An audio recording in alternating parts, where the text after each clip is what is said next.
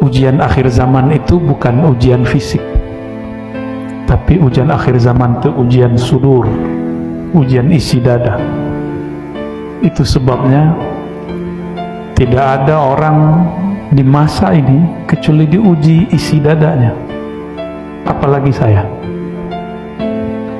Ketika kami berkunjung kepada salah satu guru hadis kami di Banjar, namanya Tuan Guru Wildan, hafizahullah, masih hidup.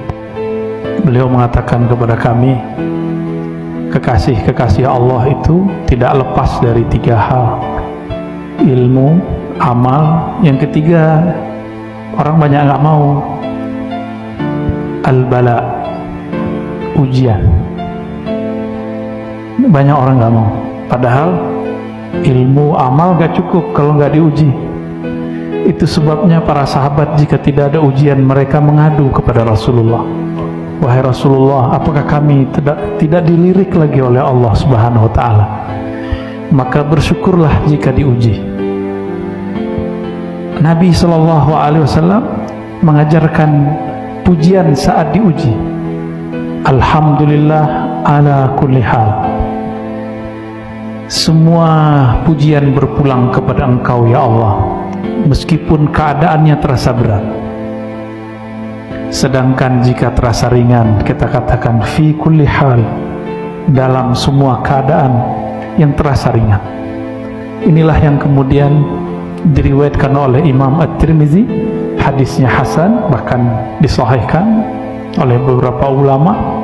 Jika engkau mengalami keburukan menurut pikiranmu, katakan alhamdulillah, berarti itu bukan buruk di sisi Allah. Alhamdulillah ala kulli hal. Yang mengatakan buruk itu nafsu kita. Walhamdulillah fi kulli hal, itu yang sesuatu yang menurut nafsu kita baik, ya. Maka tadi di ayat yang dibaca oleh imam kita itu sangat menyentuh sekali, bahwa surga yang disebutkan tadi itu adalah surga nafsiyah, fi mashtahat ilaihi, atau an-nafs, ya, yang diinginkan jiwa, nafs. Tapi ada surga yang lebih tinggi, wujuhu yawma idzin nadhirah ila rabbiha nadhirah. Wajah-wajah pada hari itu berseri-seri.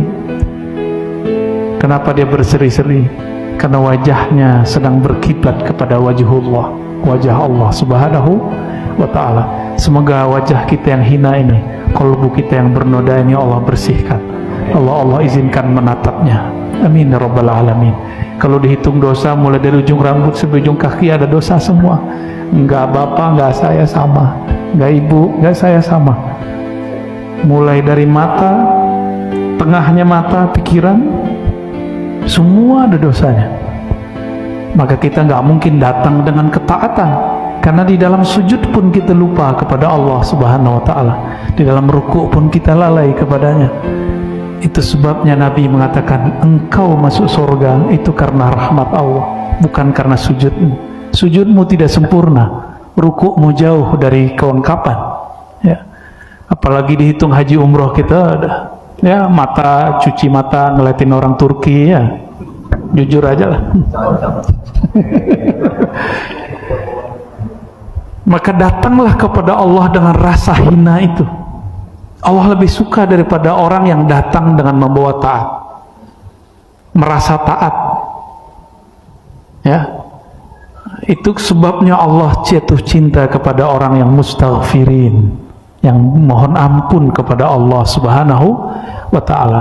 Itu sebabnya suatu negeri yang ada orang istighfar di tempat itu, Allah halau bala bencana, ya.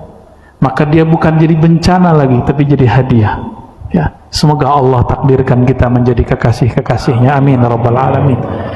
Saya pun tidak tahu makom saya di sisi Allah itu dianggap kekasih atau tidak, tapi saya berdoa tiap hari, ya Allah, izinkan aku menjadi kekasihmu. Amin ya rabbal.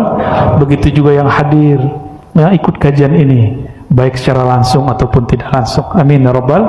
Ala hazinniya wa likulli niyatin salihah. Al-Fatihah. A'udzu billahi